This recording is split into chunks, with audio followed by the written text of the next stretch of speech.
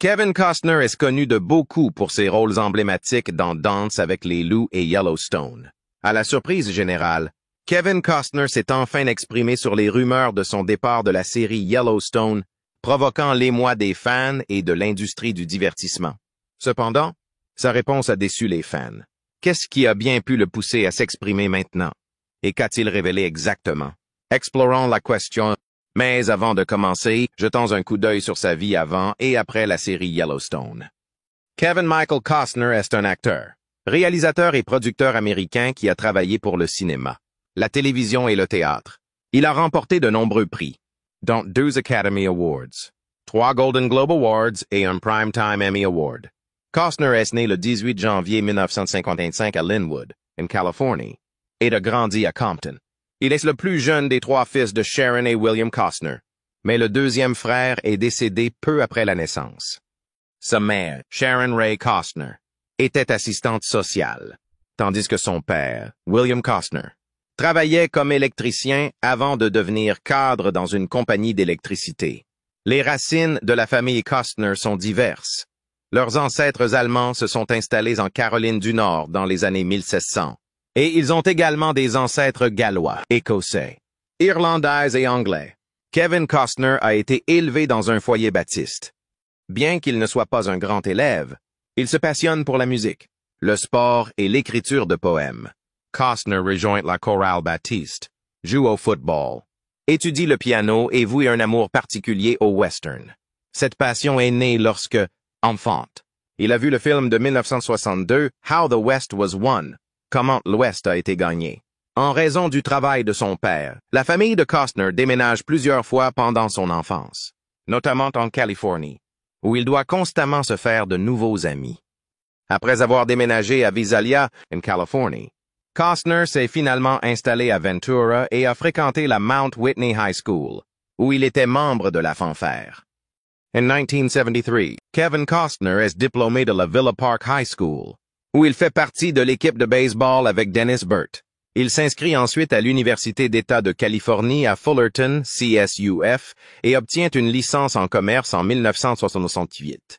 Pendant qu'il était à la CSUF, Costner a rejoint la fraternité Delta Chief et a développé une passion pour la danse et le théâtre pendant sa dernière année.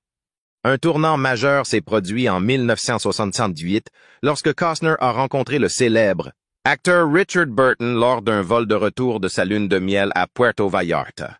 Costner, qui n'était pas décidé à poursuivre une carrière d'acteur, a demandé conseil à Burton. Burton a inspiré et encouragé Costner en lui montrant qu'il était possible de poursuivre une carrière d'acteur tout en maintenant un équilibre dans sa vie personnelle. Ce conseil est devenu la force motrice qui a aidé Costner à décider de poursuivre une carrière d'acteur, avec le soutien de sa femme. Costner a commencé à prendre des cours du soir tout en travaillant à plein temps comme cadre dans le domaine du marketing. Cependant, son emploi dans le marketing n'a duré que 30 jours. Pour payer ses frais de scolarité et poursuivre sa carrière d'acteur, Costner a exercé divers emplois, notamment comme chauffeur de camion, pêcheur et touriste dans les maisons des stars d'Hollywood. Kevin Costner a commencé sa carrière avec son premier long-métrage, Sizzle Beach, USA, qui a été tourné pendant l'hiver 1968-1969, mais n'est sorti qu'en 1981 et a même été réédité en 1986.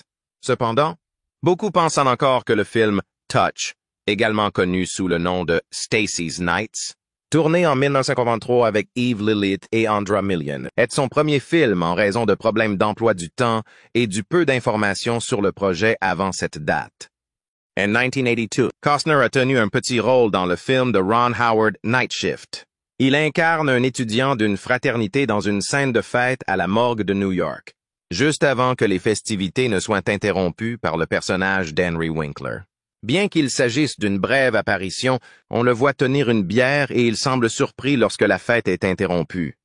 En 1983, Costner apparaît dans des publicités pour Apple Lisa et dans la série télévisée Table for Five. La même année, il tient un petit rôle dans le film sur la catastrophe nucléaire Testament.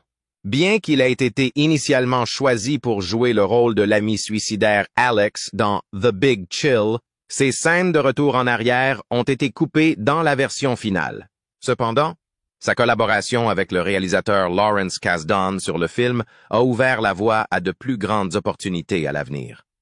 En 1985, Kasdan fait jouer Costner dans le western Silverado, qui marque le début de sa carrière.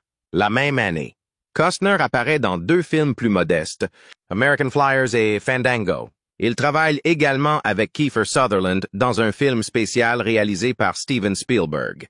Cependant, ce n'est qu'en 1997 que Kevin Costner devient une grande star avec son rôle de l'agent fédéral Elliot Ness dans le film Les Incorruptibles.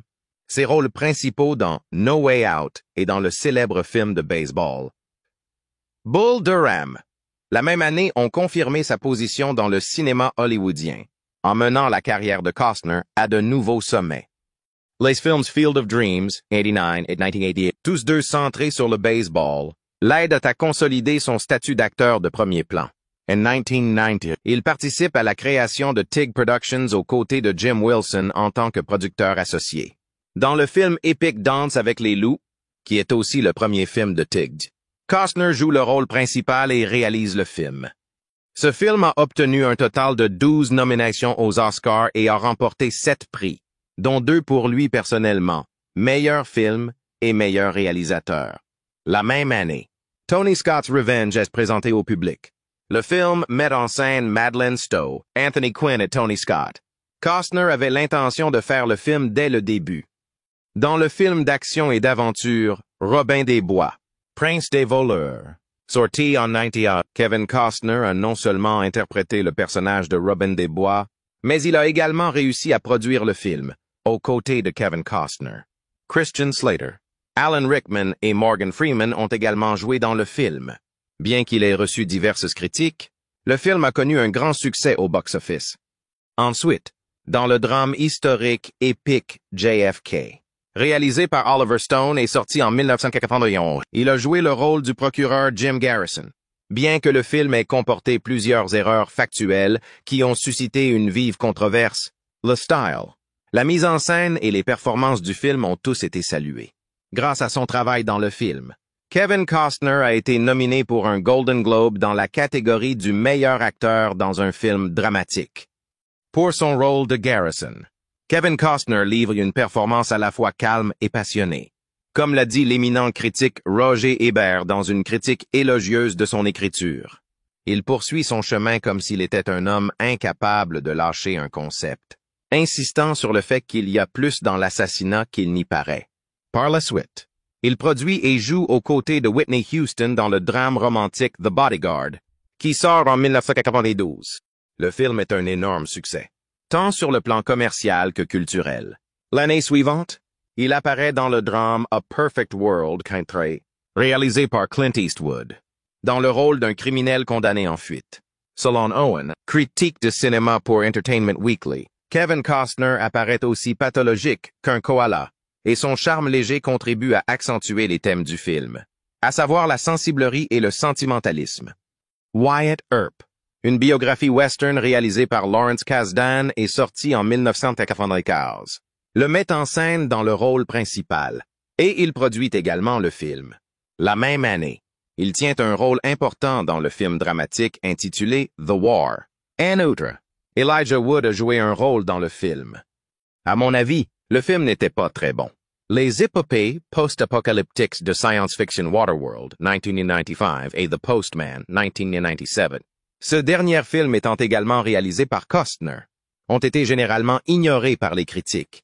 En plus d'être des échecs commerciaux, les 2 films ont également été rejetés par les critiques. The Postman a remporté 5 Golden Raspberry Awards, dont ceux du pire film, du pire acteur et du pire réalisateur pour Kevin Costner. En revanche, les recettes et les critiques de Waterworld ont été satisfaisantes, et le film a reçu quelques critiques positives. En 1996, Ron Shelton, qui avait déjà dirigé Kevin Costner dans le film Bull Durham, lui confie le rôle de la comédie de golf Tin Cup. Bien qu'il soit censé jouer le rôle principal du président dans le film Air Force One, il décide finalement de se concentrer sur l'achèvement du film The Postman. Il a proposé le projet à Harrison Ford de manière directe. Dans l'adaptation cinématographique du roman éponyme de Nicholas Sparks, Message in a Bottle. Sorti en 1999, il partage l'affiche avec Robin Wright. Le film a suscité des réactions diverses de la part des critiques et n'a guère rapporté d'argent à ses producteurs au box-office. C'est son interprétation de Kenneth O'Donnell, conseiller principal de John F. Kennedy, dans le film 13 Days, sorti en 2000, qui l'a aidé à reconstruire partiellement sa carrière. En plus d'être acclamé par la critique, il réalise et joue dans le Western Open Range, qui connaît un succès commercial inattendu en 2003. Il a également reçu des éloges de la part des médias. L'une des prestations les plus applaudies de sa carrière a été le film The Upside of Anger, dans lequel il joue le rôle de Denny Davies, un ancien joueur de baseball professionnel qui a pris sa retraite. En reconnaissance de sa performance dans ce rôle, il a reçu le San Francisco Film Critics Circle Award du meilleur acteur dans un second role et a également été nommé pour le Broadcast Film Critics Association Award. Dans les années qui suivent, Costner apparaît dans des films tels que The Guardian et Mr. Brooks, dans lesquels il joue le rôle d'un tueur implacable. Après l'échec de sa société TIG Productions en 2008, celle-ci a été rebaptisée Treehouse Films. En 2008, Costner apparaît dans le film Swing Vote. Dan's Rumor Has It, sorti en 2005, il partage l'affiche avec Jennifer Aniston, lors de la cérémonie qui s'est déroulée le 6 septembre 2006. Kevin Costner a été honoré par la gravure de ses empreintes de mains et de pieds sur le béton devant le Grauman's Chinese Theatre.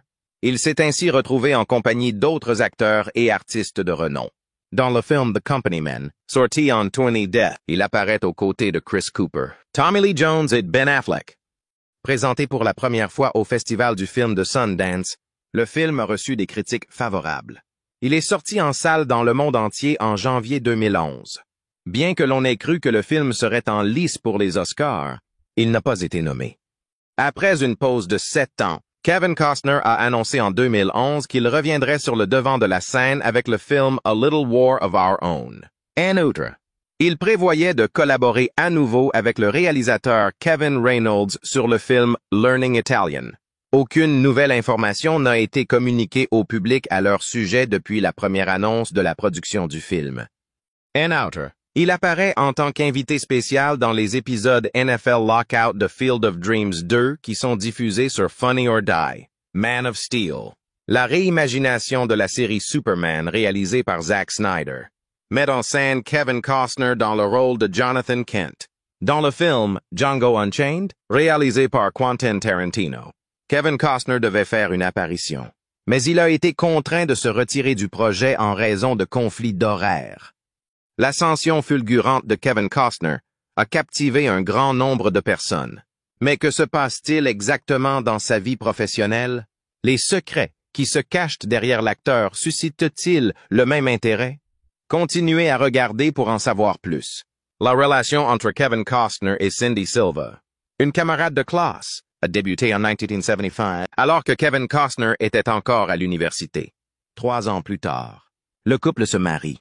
Ils ont eu un garçon en 1984 ainsi que 2 filles nées en 1984 et 1986. En 1994, après 16 ans de vie commune, le couple se sépare. Apparemment à la suite d'une liaison que Costner a eue alors qu'il travaillait sur le film Waterworld. En 2023, Cindy Silva a obtenu un règlement de 80 millions de dollars, ce qui équivaut à environ 149 millions de dollars. Immédiatement après le divorce, Kevin Costner a eu une brève relation avec Bridget Rooney, avec qui il a eu un fils en 1996. En 1996, il a également vécu avec le mannequin Elle Macpherson. Il a également eu une relation amoureuse avec la militante Bridget Cunningham.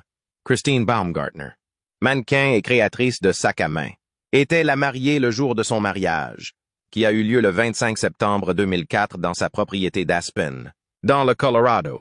Ils ont eu une fille en 2010, en plus de 2 fils nés en 2007 et 2009. Lorsque Baumgartner a demandé le divorce en mai 2023, celui-ci a été officialisé le 20 février de l'année suivante. TRH 2024. Au début, Kevin Costner était membre du Parti républicain. Il s'est également lié d'amitié avec Ronald Reagan et a souvent joué au golf avec lui. À cette époque, Kevin Costner aimait jouer au golf avec Ronald Reagan. Cependant, au fil du temps, il a fini par changer d'attitude politique, ce qui s'est produit au début des années 1990. À partir de ce moment-là, Costner a commencé à soutenir des politiciens démocrates comme Al Gore et Tom Daschle, même s'il a continué à donner de l'argent au républicain Phil Graham en 1995. En 2008, Costner a fait savoir publiquement qu'il n'avait pas l'intention de se lancer dans la politique. Il a déclaré « J'ai eu une vie assez colorée ». Sa campagne pour Barack Obama a été très active pendant la période précédant l'élection présidentielle de cette année-là, et il a encouragé les jeunes électeurs à s'engager dans l'élection de manière très active et enthousiaste. Lors d'un rassemblement organisé à l'Université d'État du Colorado, il a réfléchi au fait que, malgré tous nos efforts, nous n'avons pas été en mesure de changer le monde. Ma génération n'a pas réussi à l'achever et nous avons besoin de votre aide. À la fin de l'année 2014, Costner a rendu un hommage émouvant aux soldats britanniques stationnés dans le monde entier, leur exprimant sa gratitude pour leur dévouement et leur engagement militaire. Lors d'un rassemblement organisé à Indianola, dans l'Iowa, vers la fin du mois de décembre 2019, Kevin Costner a exprimé son soutien à Pete Buttigieg, candidat à l'investiture démocrate pour l'élection présidentielle. Par la suite, il a exprimé son soutien à Joe Biden tout au long de sa campagne. Costner a également contribué à la narration d'une publicité politique produite pour J.D. Scholten, un démocrate qui brigue un siège dans le 4e district du Congrès de l'Iowa. Fait fascinant. Lors de la bataille pour la Chambre des représentants des États-Unis dans le Wyoming en 2022, Costner a soutenu la républicaine Liz Cheney dans ses efforts pour se faire réélire. La vie privée de Kevin Costner a toujours été une source de fascination pour ses partisans. Mais qu'en est-il de ses autres activités? Ses activités en dehors du métier d'acteur, qui vont de la musique aux affaires, sont-elles aussi passionnantes que les films auxquels il a participé? Pour le savoir, restez à l'écoute. Kevin Costner est le principal chanteur du groupe de country rock Modern West, qu'il a fondé avec le soutien de sa femme Christine. La carrière musicale de Costner a commencé avec la formation du groupe. En octobre 2007, le groupe a entamé une tournée qui l'a mené dans le monde entier, notamment à Rome et à Istanbul. En outre, le groupe s'est produit lors de courses de la NASCAR Sprint Cup Series organisée au Daytona International Speedway et au Charlotte Motor Speedway, tous deux situés à Concord, en Caroline du Nord. C'est le 11 novembre 2008 qu'ils ont lancé leur album country, intitulé Untold Truths et publié par Universal South Records.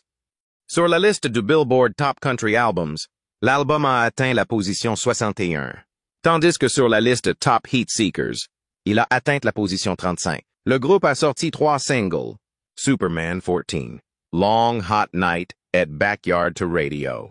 Mais aucun d'entre eux ne s'est retrouvé dans les hit parades, en préparation de Superman 14. Une vidéo musicale en direct a été produite. En 2009, le groupe est parti en tournée avec The Alternate Roots, qui a assuré la première partie.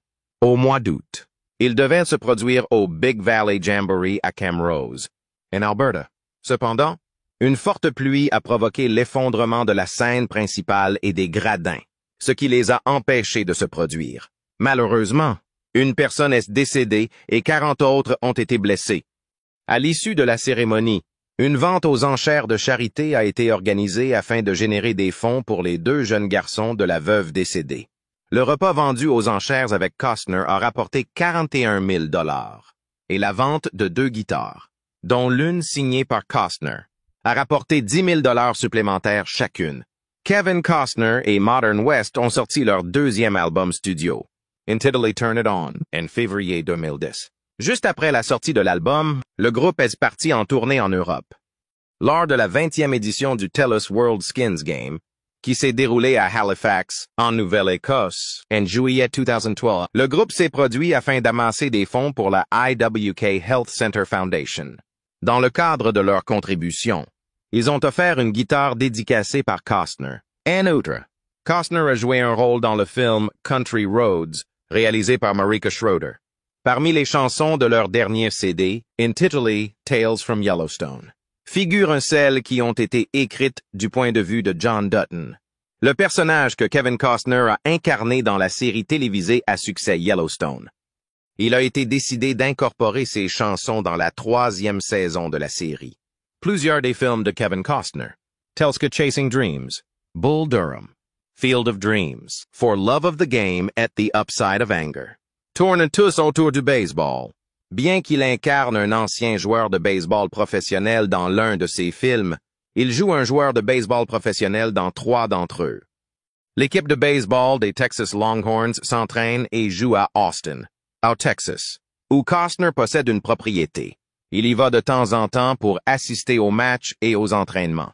Il était très ami avec O.G. Garrido, un ancien entraîneur de baseball des Longhorns qui avait travaillé auparavant à Cal State Fullerton, où Costner avait fait ses études. Lors de la production de For Love of the Game, Costner a confié à Garrido le rôle du manager des Yankees.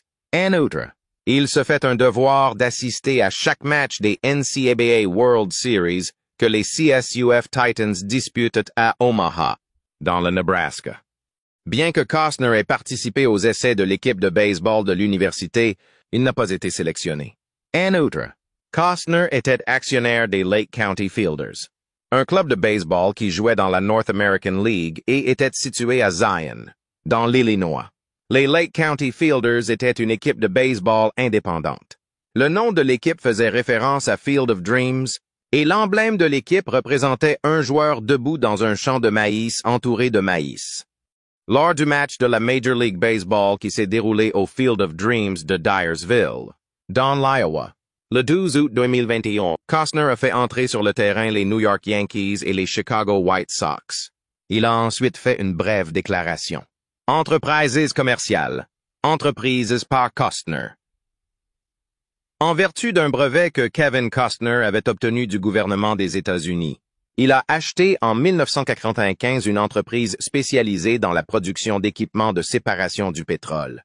Au départ, ces machines n'ont pas suscité beaucoup d'intérêt de la part des entreprises. Toutefois, les choses ont changé à la suite de la marée noire de Deepwater Horizon en 2010. Lorsque BP a retiré 6 de ses appareils pour les faire tester par une entreprise appelée Ocean Therapy Solutions, dans laquelle Costner avait des intérêts. Les tests ont eu lieu à la fin du mois de mai. Le 16 juin 2010, BP a conclu un contrat de location avec Ocean Therapy Solutions pour l'exploitation de 32 systèmes de séparation du pétrole et de l'eau. Au cours de cette période, Spyron Contagoras et Stephen Baldwin, qui détenaient auparavant des actions dans Ocean Therapy Solutions, ont vendu leur part à un autre investisseur. Peu après, ils ont porté plainte devant un tribunal de Louisiane, affirmant qu'ils avaient été mal informés et qu'ils avaient commis une fraude en matière de valeur mobilière d'un montant total de 740 000 $. Ils ont affirmé que Costner leur avait caché une réunion avec BP, qui avait abouti à un versement initial de 18 millions de dollars sur un contrat d'une valeur de 52 millions de dollars.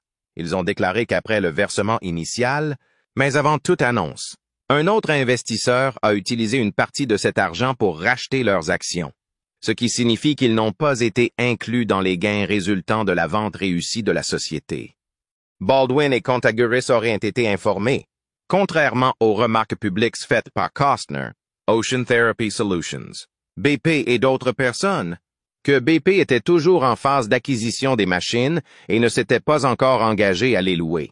Telle est l'allégation formulée dans l'affaire. En outre, ils ont déclaré que l'autre investisseur avait acheté leurs actions à Baldwin pour un total de 400 000 $ et à Contaguris pour un total de 500 000 $ respectivement. Dans le procès très médiatisé sur le nettoyage du pétrole qui a eu lieu en juin 2012, un jury fédéral de Louisiane a délibéré pendant moins de 2 heures avant de rejeter les accusations portées par Baldwin et Contaguris. Dans la foulée, le tribunal a ordonné que Baldwin et Contaguris dédommagent Costner et les autres défendeurs pour les frais de leur représentation juridique. Tatanka, le récit du bison, a été publié par Costner le 6 juin 2004 et se situe le long de la route 85, juste au sud de Deadwood, dans le Dakota du Sud. Il espérait que ce lieu offrirait aux touristes désireux d'en savoir plus sur le développement des États-Unis d'Amérique vers l'Ouest, une expérience à la fois instructive et émotionnelle. Ce centre interactif flambant neuf s'étend sur 3800 pieds carrés et comprend des expositions, des espaces de vente au détail, des espaces de restauration, des bureaux et un petit théâtre. Le tout pour un coût de 5 millions de dollars. Dans le centre d'accueil, des images et des textes soulignent l'importance du bison et son lien historique avec les Indiens des plaines, qui le chassaient et l'élèvent aujourd'hui à diverses fins, notamment pour l'alimentation et l'habillement. Peggy Detmers, une artiste de Hill City, a créé une magnifique sculpture en bronze qui constitue la pièce maîtresse de Tatanka, le récit de l'attraction pour les visiteurs. L'œuvre d'art représente un sceau de bison, avec 3 cavaliers Lakota à cheval et 14 bisons en bronze qui tentent d'échapper à leurs poursuivants. Au bord d'un précipice, 3 des bisons sont pris au milieu de leur saut vers l'avant. Cette sculpture a été commandée à Detmers par Costner en 1995. Eagle Bronze Foundry à Lander, Wyoming, est responsable de la création de ces sculptures, qui ont environ 5/4 de la taille d'un vrai bison. Chaque sculpture pèse entre 2,500 et 8 000 livres. Le Midnight Star Casino and Restaurant a été créé par Costner en 1991 dans la ville de Deadwood, dans le Dakota du Sud. En plus de leur verser un salaire et des primes, il a engagé Francis et Carla Caneva pour diriger l'entreprise. Il leur a également accordé à chacun une participation de 3,25% dans l'entreprise. En juillet 2004, Kevin Costner a décidé de mettre fin à un contrat de travail et a cherché à se séparer à l'amiable. Cependant, son partenaire n'étant pas d'accord, Costner dissout le partenariat et demande à un comptable d'évaluer la société à 3,1 millions de dollars. En réponse, Canevas a poursuivi Costner en justice, exigeant qu'il rachète ses actions pour le double de ce montant ou qu'il vende la société sur le marché libre. Bien qu'ils aient initialement gagné l'affaire en première instance, Costner a fait appel et la Cour suprême du Dakota du Sud lui a donné raison. Costner a fermé le casino en 2017 et vendu la propriété en 2020. Toujours en 2020, Kevin Costner a cofondé, narré et investi dans l'application de visite audio Hear Hear de Woody Sears. Il s'agit d'une application d'abonnement pour iPhone qui fournit des histoires audio intéressantes sur l'histoire, les gens et les lieux pour les voyageurs à travers les États-Unis. Costner a prêté sa voix à de nombreuses histoires présentées dans l'application, aidant les utilisateurs à découvrir des informations utiles lors de leur voyage. Le départ de Kevin Costner de la populaire série Yellowstone a récemment fait couler beaucoup d'encre. Son rôle de John Dutton, patriarche de la famille Dutton et propriétaire du ranch Yellowstone, est devenu une icône puissante depuis les débuts de la série en 2018. Costner a apporté de la profondeur et de la complexité au personnage, mais finalement, cela n'a pas suffi à le garder dans le rôle. Le départ de Costner de Yellowstone a été controversé, comme le sont de nombreuses ruptures hollywoodiennes très médiatisées. Les relations tendues entre Costner et Taylor Sheridan, le créateur de la série, n'y seraient pas étrangères. Alors que le succès de Yellowstone grandissait, les ambitions créatives de Sheridan augmentaient également.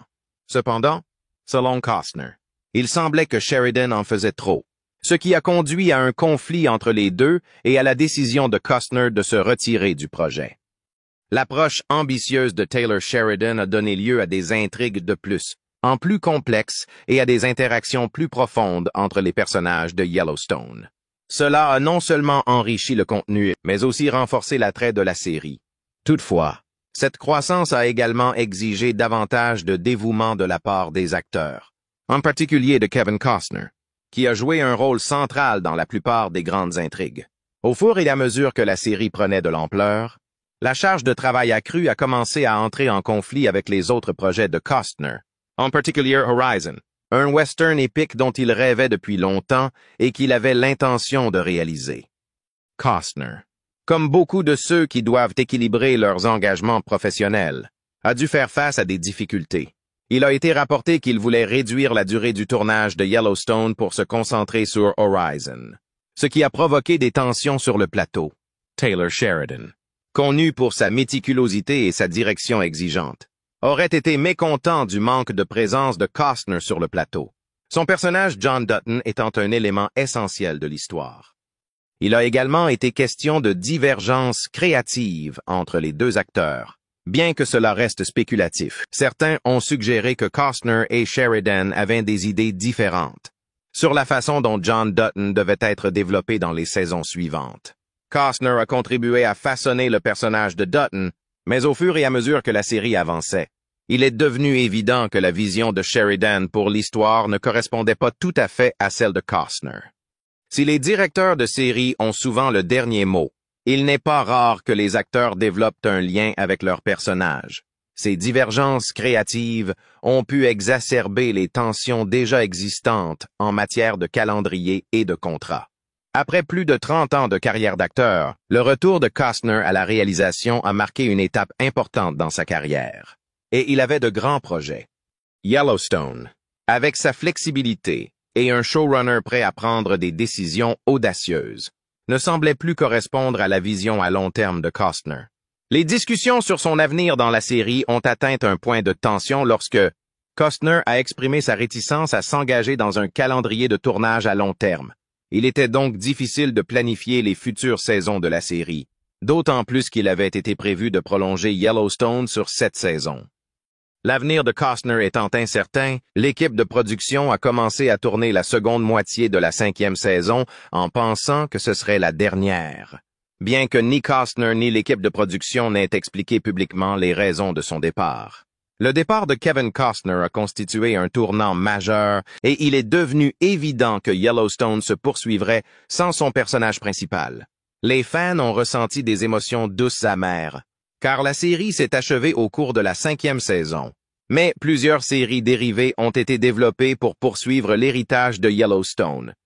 Le passage de Costner à Horizon marque également un tournant majeur dans sa carrière, notamment parce qu'il revient au genre western qui l'a rendu célèbre.